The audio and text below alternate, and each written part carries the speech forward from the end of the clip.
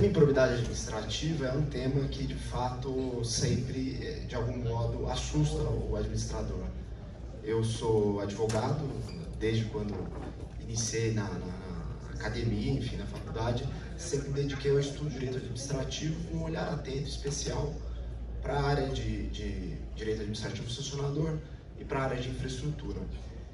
Eu acho que, sim, durante toda a minha vida profissional também, como advogado, tive a oportunidade de trabalhar por conta em grandes escritórios, então tive a oportunidade de passar por grandes casos aqui em São Paulo, cartão do metrô, Lava Jato, enfim, algumas das grandes operações que o Brasil viveu, né, e sofreu.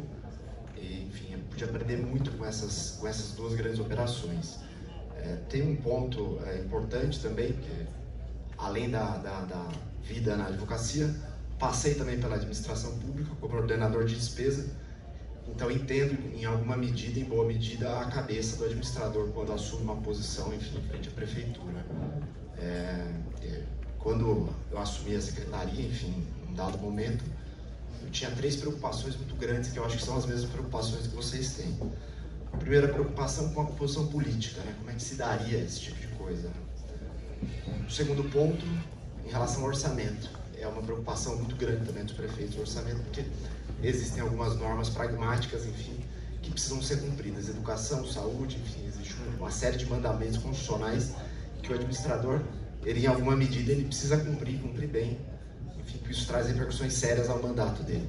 E um terceiro ponto, órgãos de controle, aí divido em Ministério Público e Tribunal de Contas, porque também tem um papel importante na vida política do agente público. Um ponto interessante na lei de improbidade, não digo nem agora em relação à reforma, mas em relação à lei anterior, é que ali, na emenda dela, uma coisa interessante, a lei de improbidade ela visa combater o enriquecimento ilícito do agente. Se a gente for olhar essa emenda, então, esse objetivo, ela não visa atingir o erro administrativo, o mero erro administrativo. Erros, algum problema no curso do processo administrativo, é natural que isso aconteça em alguma medida. Agora, existem algumas questões nevrálgicas que não podem estar comprometidas no processo de contratação, por exemplo, como foi dito pelo Rafael. Questão de preços, por exemplo, isso tem um impacto muito grande, enfim, na análise de um órgão de controle. Então é importante que vocês, enquanto prefeitos, estejam muito atentos a esse tipo de coisa, porque, de fato, isso pode, de alguma medida, culminar e desembocar, enfim, numa impossibilidade de prosseguimento da vida política, que era isso que vinha, de fato, acontecendo muito por conta disso. Foi feita a reforma da lei de improbidade administrativa também, em relação a um outro aspecto interessante, que é em relação ao dolo, a exigência de dolo, né?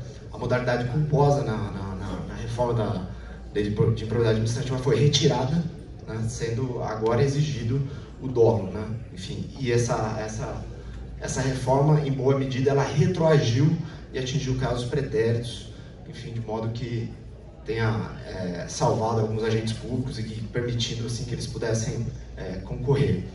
Tudo isso que a gente tem falado aqui pela manhã tem muito a ver relacionado à qualidade da decisão administrativa.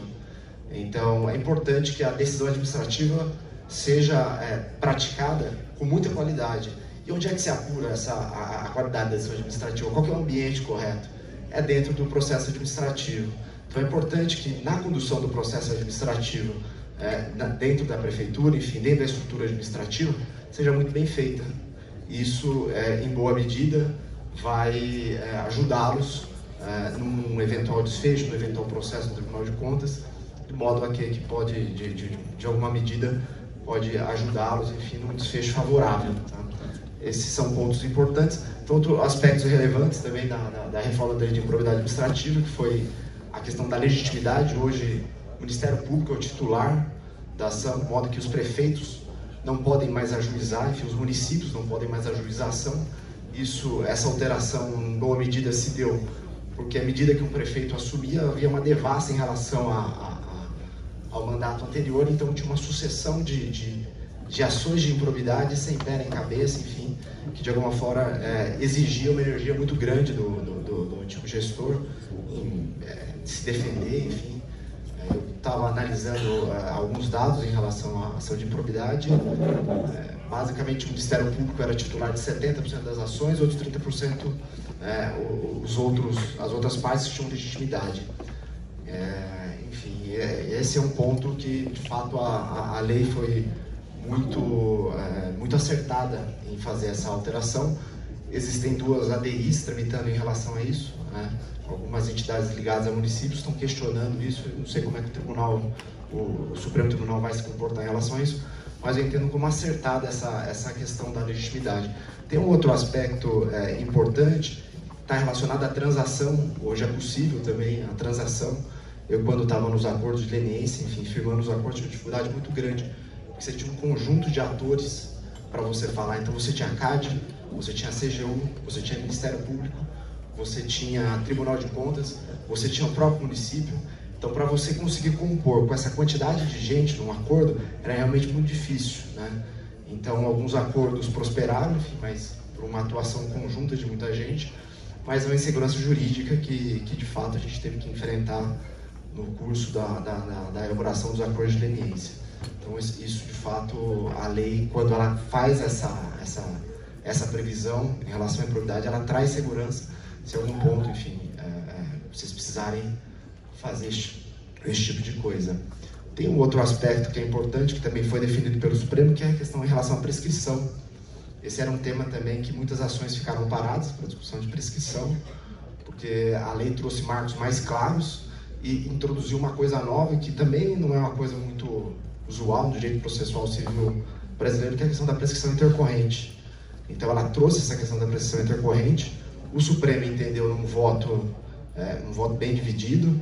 Na verdade, em relação a esse ponto não, mas esse ponto acho que foi 9-2, mas foram votos, assim, para onde você ia dava caldo, sabe? Tinha discussão para ambos os lados, e a tese vencedora foi que a prescrição intercorrente, ela não retroagiria, porque se em algum ponto ela retroagisse, de fato, muitas ações estariam extintas, enfim, e aí não tem como também mudar a regra do jogo no meio do caminho. O André Mendonça, que vai até falar aqui, no voto dele, ele foi muito claro, ele disse, olha, seria a mesma coisa, essa questão da retroação, da prescrição, seria a mesma coisa que você agora decidir que o jogo de futebol, em vez de 90 minutos, tem 80, então o gol aos 85 não valeu, né? Não tem como, de fato, eu entendo que foi acertada também esse posicionamento do Supremo. Em relação a estudo, eu digo a vocês que cuidem do processo administrativo, porque é ali no âmbito do processo administrativo que você vai apurar o interesse público, né? E a gente sabe que o interesse público não é homogêneo, não é uma coisa só. Então, vocês que estão fazendo a gestão para todos os tipos, para todas as fatias de eleitorado, vocês precisam, de algum modo, apurar o que é o interesse público ali, isso se apurando ali no processo administrativo.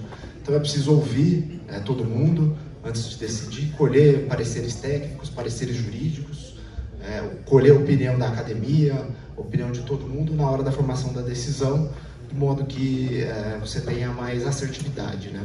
Tem um outro aspecto também interessante, e você fazendo isso, efetivamente você também vai ter, em alguma medida, uma segurança maior da decisão administrativa, porque o que a gente vê, na verdade via com mais intensidade, eu não sei como o Ministério Público vai se comportar, era uma subversão da ordem democrática das coisas. Então, vocês que foram eleitos, não conseguiram, de fato, decidir, escolher uma política pública, enfim, sem ser questionado pelo Ministério Público. Então, era comum.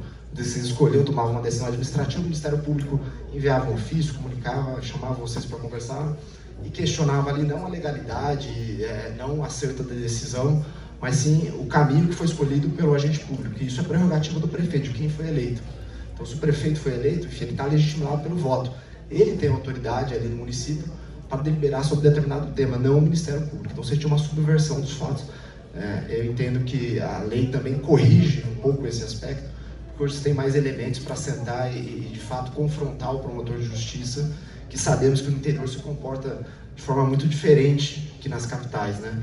No interior, o promotor muitas vezes participa da vida política também da cidade e acaba perseguindo um ou outro candidato, e aí, através da função dele, em boa medida, acaba pressionando o prefeito, pressionando os tomadores de decisão, e essa ameaça sempre se via na forma de uma ação de improbidade, enfim, esse tipo de coisa. Então, a reforma da lei de improbidade, de alguma forma, mitiga esse tipo de coisa, né? Obviamente, a gente não sabe como é que o Ministério Público vai se comportar em relação a isso. Eu acompanho muita mobilização por parte deles, eles têm questionado alguns dispositivos da lei. E, enfim, é importante, por isso que é importante, mais uma vez, reforçar a condução do processo administrativo, que é a forma talvez mais segura que vocês tenham para combater os abusos do Ministério Público. Acho que é isso que eu tinha para falar para vocês, foi uma conversa rápida, basicamente isso. Obrigado, presidente.